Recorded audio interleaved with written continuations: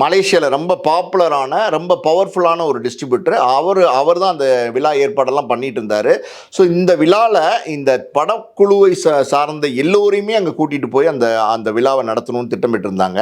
இது இல்லாமல் பார்த்தீங்கன்னா பல பேர் சினிமா சம்பந்தப்பட்ட பல பிரபலங்கள், இயக்குநர்கள், தயாரிப்பாளர்கள், நடிகர்கள், நடிகைகள், இன்னும் எல்லாரையும் கூட்டிகிட்டு போய் பெரிய ஒரு பிரம்மாண்டமான விழாவாக நடத்தணும் அப்படிங்கிற ஒரு பிளான் அது ஆல்ரெடி பிளான் பண்ணி அதுக்கான வேலைகள்லாம் மலேசியாவில் நடந்துட்டு இருக்கு.